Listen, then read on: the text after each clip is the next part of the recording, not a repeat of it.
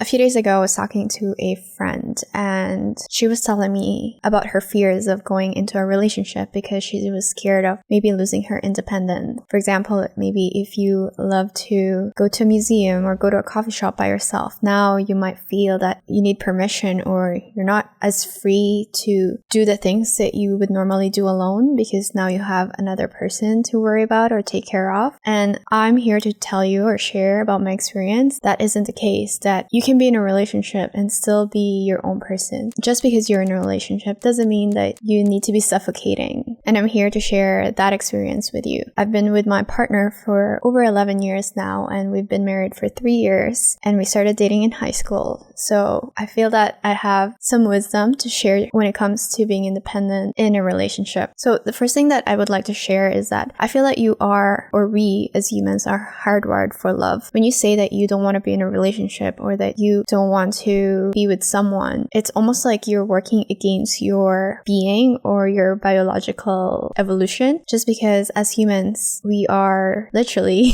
hardwired for love, to procreate. So we need a partner, we need somebody with us at all times. So saying that you don't want to be in a relationship means that you are going against your nature. It's like saying I don't need food or I don't need sleep. Being in a relationship with someone where you can experience love is something that you absolutely need. And in a bigger picture, I feel that being with someone is something so magical and it has more benefits than being alone. And I say this because I feel that when you're with a partner that you love, you are essentially experiencing life better because you get to share it with someone. It's like going to a friend in a nice concert, and it's just more magical or nicer if you're with someone. Being with a partner, it means that you can have dreams together, you can build your dreams together, you get to travel together, you can experience new food, new experiences together. And I think that depriving yourself of that joy, of that experience, is a disservice to yourself and also to the people around you, because if you feel in love, if you love being in a relationship, then it means that you are filling your own cup and you are giving yourself the love that you need and that you deserve, which can then ripple into other areas of your life and therefore other people's lives. So if you're in a relationship and you're doing all these things together, does this mean that you are no longer your own person? And the answer is absolutely not. You can be your own person in a long-term relationship. So how exactly do you maintain your independence while you're in a relationship? So the first thing is that you need to understand that your happiness doesn't depend on the other person. So I used to be a very independent person, and then when I started dating my husband in high school, I started becoming dependent on him for my happiness. I was very clingy as a person, and eventually I did not like the person that I became because I would do things that I wasn't proud of. So I got in the way of his friendships and I became very jealous, and basically I became insecure. And I believed that my happiness was dependent on him. And once I realized that, of course, I worked on myself. I worked on my security, on my self-esteem issues, and I realized that my happiness does not have to depend on him. Actually, I can give myself my own happiness. I can make myself feel better. I can do things for myself to actually be able to give the love and worthiness that I feel that I deserve. And once I learned that my happiness did not depend on one person, that just meant that I had more freedom, because now I could do whatever I want and I could still feel secure in our relationship. I didn't have to depend on him for validation, for doing things. Even going some place that I like, I would initiate the conversation of saying, hey, I want to go here. And I didn't need for him to guess where I would want to go just because I wanted to go there or I wanted it to come from him. It actually felt more freeing that way, because now I had the freedom to have the happiness that I want from doing multiple experiences and not having to depend on him to initiate it, because maybe that's just not the way he's wired, and that's okay. The second thing that you can do to maintain your happiness is to learn how to live your life. So essentially, this is how you see yourself living your life. For example, when we were young, I used to believe that I would travel the world often. I would travel 3 to 4 times a year minimum. And I made this happen, right? But before that, my husband, he didn't believe in that kind of lifestyle. He believed that people should only travel twice a year, just just like the societal have conditioned us to believe. So in my head, that just didn't make sense, because I told him that there are 365 days in a year, and you're telling me that you expect me to enjoy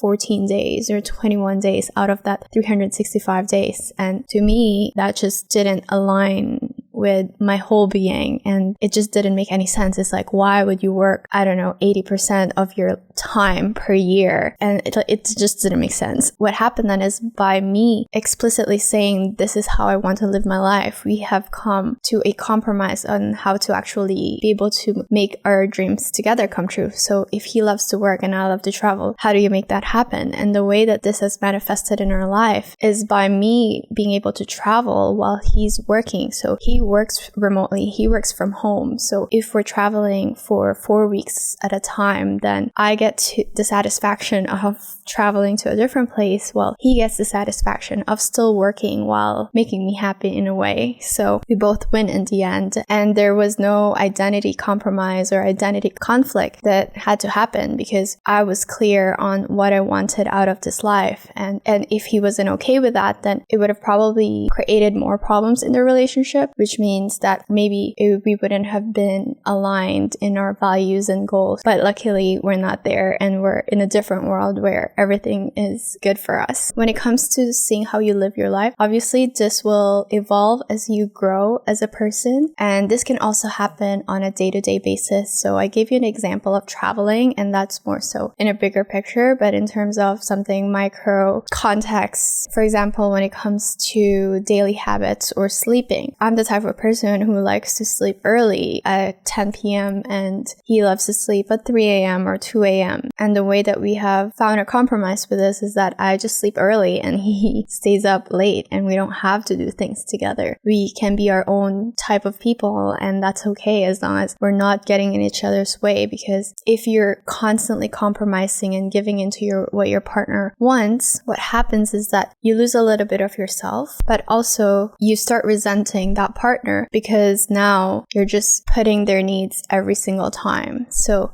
in order for you to maintain this healthy relationship, you need to learn how to compromise in a way where you won't sacrifice what you need. So the third thing that you can do is to embrace your individuality or have your own personal goals. So I feel that if you have become a couple for a very long time, you might not necessarily have your own personal goal. You might have couple goals like buying a house or buying a car, but not necessarily asking yourself, what is it that I want to achieve by myself in this world? Even if you have kids, even if you have a husband, I think it's very important to have your own personal goal, something that you can be proud of at the end of it. For example, sometimes your personal goal will align with the couple goals or your goals as partners, but sometimes it won't. So for example, when I decided to become a travel nurse, that meant that I would travel into different places, and that means that I wouldn't be able to be with my partner, because it was something that was important to me to see for myself. I needed to still kind of follow through it. And it doesn't mean that if you have personal goals that doesn't align with each other, that the relationship is not going to work, but actually sometimes it's going to make it stronger, because if you're in this hardship in your relationship, then it will just reveal on what kind of relationship will this be. Some of my friends and colleagues had experiences with their partners where their partners didn't allow them or didn't like it when they went travel nursing. And to me, that's sad, because it means that maybe you're not in a very secure or healthy relationship,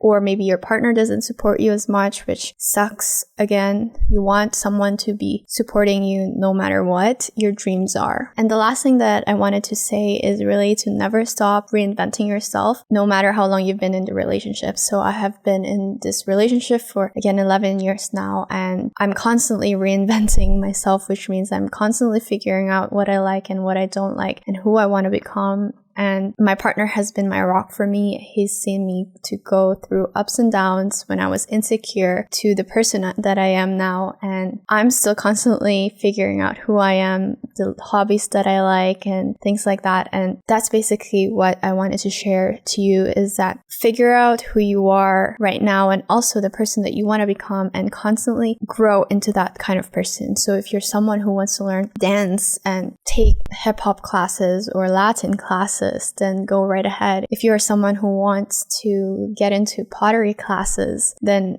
actually be that kind of person and refrain from asking for permission as to, should I be doing this? Can I do this? And instead just do it. Just go for it and figure out if that is the person that you want to become or not. And stop asking for permission, essentially, because I feel that as women in a relationship, we always have to constantly ask for permission, which is annoying because I don't think the other side's kind of ask for permission into like, hey, I'm going to go do this. And instead, trust that the person you're with is going to support you no matter what, if you're in the right relationship, and kind of go from there. The more you're comfortable in your own skin, the happier you'll be, and the more that you can pour into the relationship so that you can grow better together. Like I always say, fill your own cup first. Anyways, I hope that this video has resonated with you and that you be kind to yourself and you take it one day at a time. I'll see you in the next video.